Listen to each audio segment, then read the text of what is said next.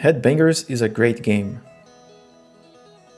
I've been having a blast streaming this on my Twitch channel and recently crossed the 300 games mark, winning 70% of them.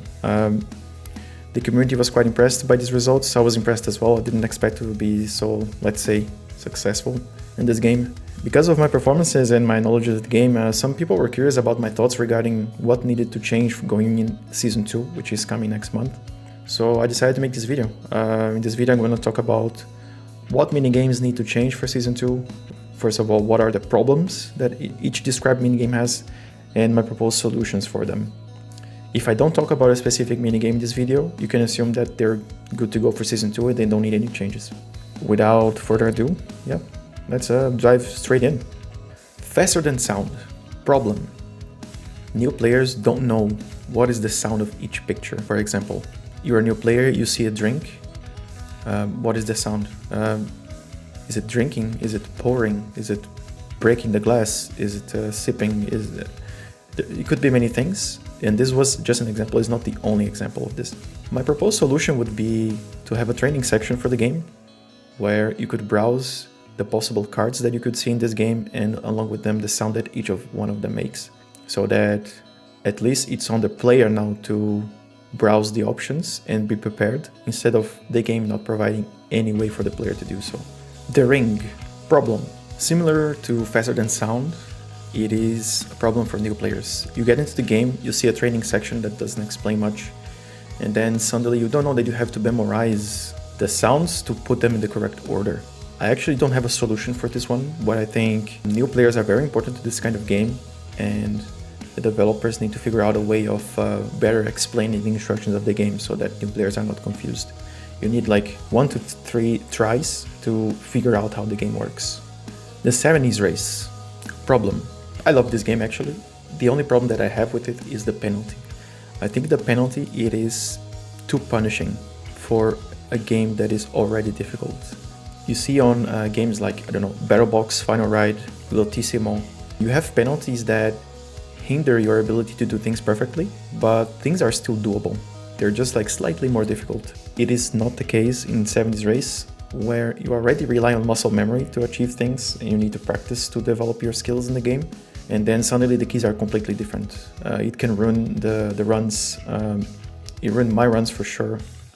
Probably other players feel the same. My solution for this problem would be, I would actually make the penalty be the purple clouds, like similar mini games, and have the purple clouds cover some notes randomly so that you would need to at least rely on your already built muscle memory or look at previous notes to see what note is that. For example, imagine the third row.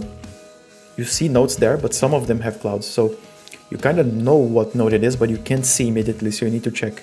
So it's just slightly more difficult, but maybe a way of making things less punishing for an already difficult game. The Stunt Moles. Problem. It is too easy for a round 3 game. This is just my opinion. Different players will have different opinions, but in my opinion it is too easy. It does a lot of hand holding. I think most of it is basically filler. There is a lot of like instructional gameplay to it. To address this problem, I would recommend a few changes. First, remove the training section or make it way shorter.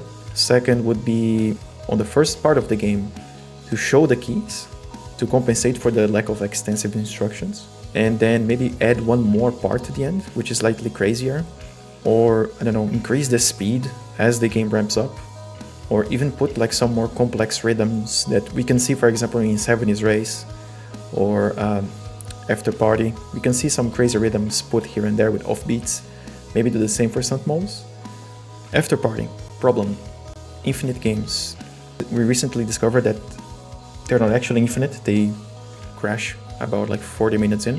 I don't think it's great that you see that the round 4 game is going to be After Party, and then you think like, okay, I'm potentially going to spend up to 40 minutes here. I'm hoping that my enemy makes a mistake. I don't think it is the mindset that the game designers envisioned the players to have going into it. It's more like garden party but more difficult, and it's going to be a blast. I want to have fun. Solution, again, we are just players, right? We're not game designers, so we might not know the best solution, but an idea that I floated around the community and some people agree with me was to have the game last 5 minutes or X minutes or something, and then by that point, if it is not decided, the game ends and the person that hit the most perfects wins the game. This solves the problem of also when it's like 40 plus minutes, the game crashes and no one wins. So that would be solved, and the problem of infinite games would be solved as well, with an additional bonus of perfect notes actually mattering in this game. Like, now they don't matter. Like, you don't have to hit perfects in After Party. Run Pigeon Run 2, the problem. It has a big problem. Look, I mean, as a community, we love this game. Both variants, RPR 1 and 2.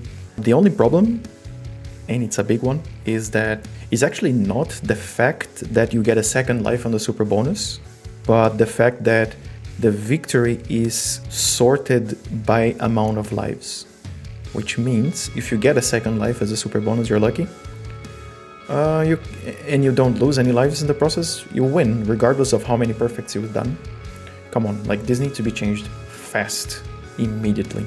Because now, getting a second life guarantees your victory as long as you don't lose them, regardless of the amount of perfects.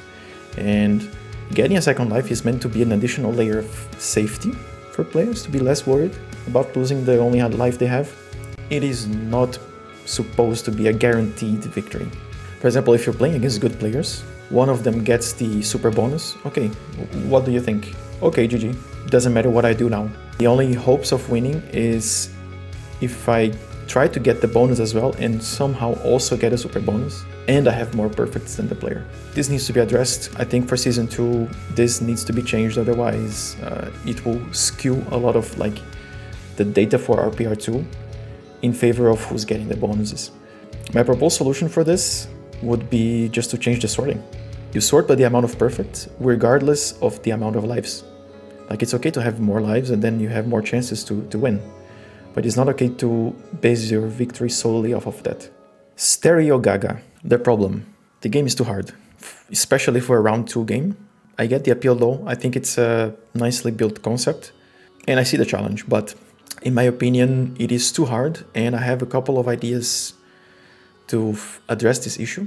My first idea would be to make it have 6 rounds instead of 7. That would already make it like way easier for everyone.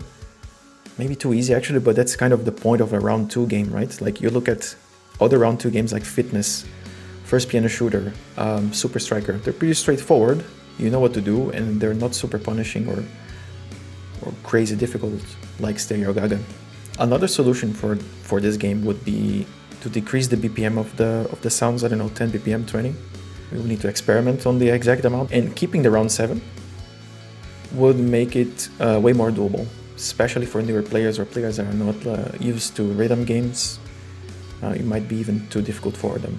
Yeah, remember that it's a round 2 game. Like, look at the Stunt Moles. The Stunt Moles is a round 3 game and it's like feels like a round 1 game. So this one is a round 2 game. It should be much easier than what it is today. And last but not least, the final ride. Quite appropriately named. Problem? The bonuses. I think it's a great game. It's a game about being able to perfectly follow a rhythm, but the bonuses nullify that. Don't get me wrong, the penalty is fine because it makes things slightly more difficult, but still doable if you memorize the sound of each note. But the bonuses, they kind of make or break your run. They ensure your victory in close games. And you can imagine, for example, if you are a great player, you're playing against other 4 great players, you know that everyone is going to hit perfects and the game will be decided by whoever gets the bonus, which is a concept that it's a bit lame. I don't think the players enjoyed that, and I don't think the game designers envisioned the bonus to be something so game deciding as it is for Final Ride. My recommendation, my proposed solution for a game that is about being able to follow a rhythm is that we could move the current bonus to be the super bonus. Like, super bonus makes you faster. I don't know. It's great if you're good, right? It doesn't automatically give you something. It just gives you more benefit for doing what you're already doing, which is great. And for the bonus, I have like 2 proposals. One would be increasing the tolerance for perfect hits, so it makes hitting perfect notes easier. Like the accuracy doesn't need to be so accurate, like it could be a bit wider, it could be more forgiving. So it would still require the player to actually hit notes. And my second idea would be that if you get a bonus, you get like 2 perfect tokens, like imagine like 2 stars on the interface, that when you hit a note and it is not perfect, it consumes this star. So it's kind of like 3 perfects to help you keep your perfect streak and help you keep your pace in the game, let's say. This would give you a bit of like a small safety net. That's it, everyone. Thank you for watching this video. If you like this video, like it. Click on the like button. If you want to see more videos like this, subscribe to the channel. I intend to release more videos about Headbangers specifically. And don't forget to follow me on Twitch. I am streaming on Twitch regularly, playing Headbangers. And if you want to catch me live, ask for tips live, wanna even play together. I often play with viewers. Come hang out. See you there, okay? Bye bye.